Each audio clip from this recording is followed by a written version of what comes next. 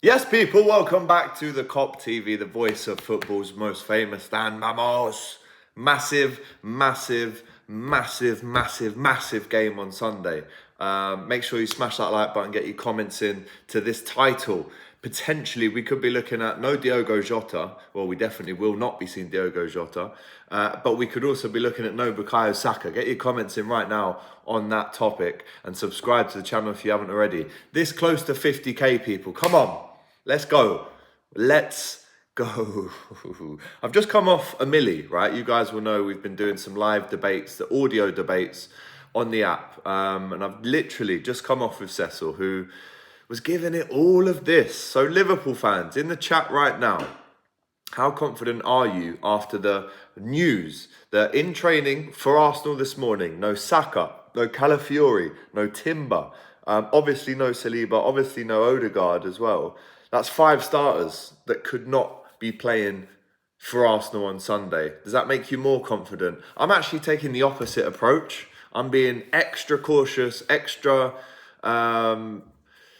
cautious not to become complacent. I think it's an absolute disaster if a team gets complacent. You lose the game. It's all about mentality. And if you go into this game almost pretending that they are all playing, you're going to have a better chance. And if I'm Arsenal, and let me know if you agree or disagree with this one, but as someone who's played football, not to a high level, semi-pro, my dad played football at a much higher level than me. People in this chat would have played football at, Sunday league, Saturday league level. If you know that the other team that you're playing against doesn't have their top 3 or 4 players playing, and you're in the change room going, look, no Saka, we're going to win this today.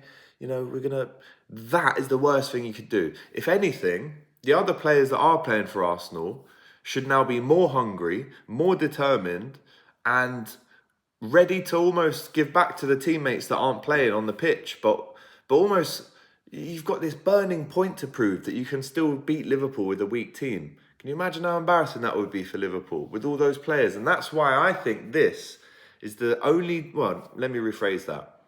This game on Sunday against Arsenal represents, in my opinion, the best chance that Liverpool have to go and win there in the Premier League in, I would say, 3 or 4 or 5 years. What I mean by that is, yes, you look at the injuries on paper that they're going to have not playing, the suspension with Saliba as well, who's obviously one of the best centre-backs in the world. With all of that into consideration, right, Liverpool on paper should go there and capitalise on that. They should.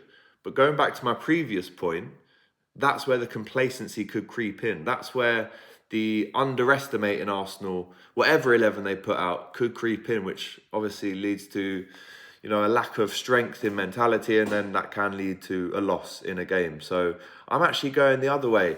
Even though there's super massive names that are missing for Arsenal, I still think you cannot underestimate them. As soon as you do that and take it for granted that all these players aren't playing, that's when you slip, that's when you make mistakes, that's when you lose concentration. I don't want to see a single ounce of that mentality on Sunday. We need to go there with the mentality as if we were playing their toughest team, right? And we go there and win. This is the best chance that Liverpool have got at winning at the Emirates, like I just said, in a long time. The other thing that could happen is that Mikel Arteta is playing chess here with the press and with the fans of both Arsenal and Liverpool.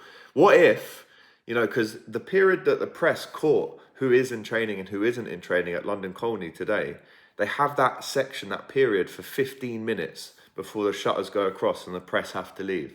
So has Arteta said, look, Saka, Calafiori, Timber, you guys sit back in the press room for 15 minutes and then come out? I don't know. He likes to play players through the pain barrier. He has just come out and said it's very uncertain whether those players in question will play on Sunday or not.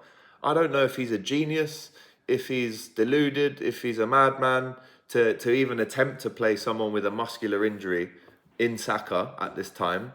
But then would I be surprised if Saka played? No, because that's the Arteta that we've come to know now in terms of keeping his cards super tight to his chest, especially when it comes to injuries. Even Arsenal fans don't know who's going to be playing on Saturday.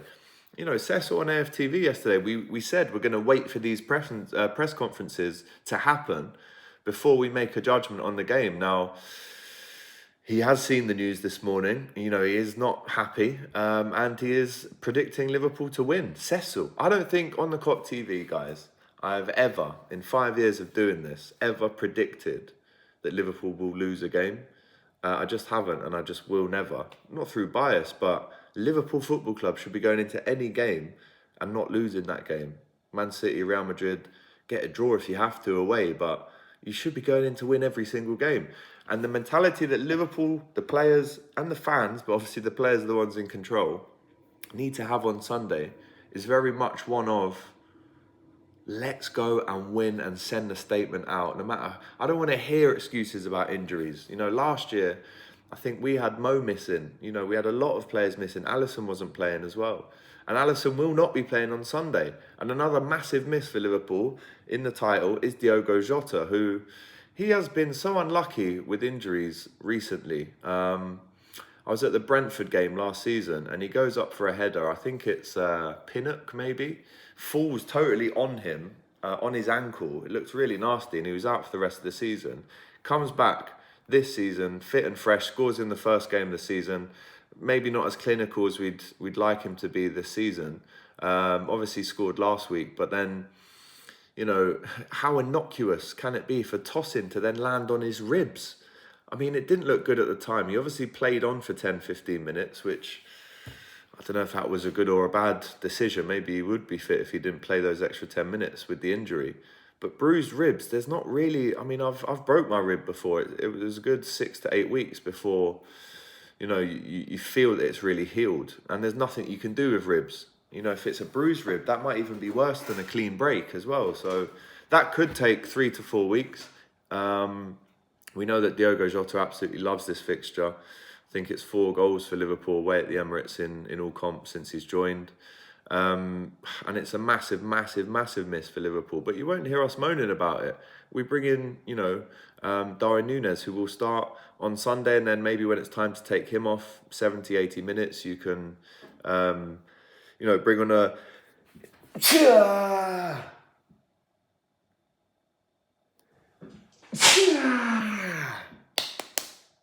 Bosh, that's the Kop TV BTS that you all want to see. Me sneezing, right? So Darwin Núñez will start on Sunday, but if he needs to come off 70, 75, 80 minutes, then can you go to a 4-4-2 and put Diaz and Salah up top, Gakpo and Salah up top? Conor Bradley and Chiesa are also not seen in training. There was a rumour that Alisson has maybe skipped a couple of steps ahead of where he should be for his recovery. Arne Slot did say he's probably not going to be around for the Brighton game, but he didn't definitely rule it out. So that might be a little hint as to where he is along the line. But having no Conor Bradley, he won at the Emirates last season in the FA Cup at right back when Trent went off. He was great. No Chiesa is also frustrating. I mean, what we don't want to do is get another Thiago on the books where everyone's so hyped and excited for his entrance, and then you barely see him. There were some fake rumours online that he was looking to go to Roma or Juventus or somewhere like that in Italy. So we're all hoping for Federico to come back. It's actually his birthday today, so buon anniversario. I think that's Italian. So yeah, that's the update. Jota will be out, but will Saka be out? Do you believe Mikel Arteta when he tells you that they're going to be injured? Let me know in the chat right now. Go back and watch the preview from yesterday if you have not already. An absolute belter. Gonna sneeze again. Yes, I'm one of them people that sneezes like that. I don't know why, to be honest. It's not, pollen count or anything. I do have hay fever. But anyway, that's irrelevant to the point. Do you think Arteta is lying? What are you lying for? Do you think he's lying? And how big a miss is it for Diogo Jota not to be playing? And what's your opinion on how Liverpool should attack this game if there is no Saliba, if Declan Rice is in defence, if Zinchenko is left back, if all these injured players, Raheem Sterling's in for Saka? What should the mentality be going into that game? Can Liverpool afford to be complacent? Definitely not. But I want your opinion on that. How would you approach it? And if you're Arsenal, how are you going to approach this? You've got a big point to prove. But if Liverpool win this, it sends a massive message out. And I can't wait for this game now. I'm really looking forward to it. Don't forget, I will be in the thick of it outside the Emirates on Sunday at the game. We'll be speaking to Robbie, the FTV guys, and any Liverpool fans that are at the game. Make sure you come over. I'll be outside the away end at full time, and we'll have a chat. Hopefully, a very positive one. But guys, take care. Get us to 50k as soon as you can, and we'll see you soon. All the best. Hey guys, thanks for watching this video. If you've enjoyed this, make sure you check out the rest of the channel too. There's other stuff you'll enjoy for sure. Don't forget to like, comment and subscribe to the Kop TV. The voice of football's most famous dads. Come on.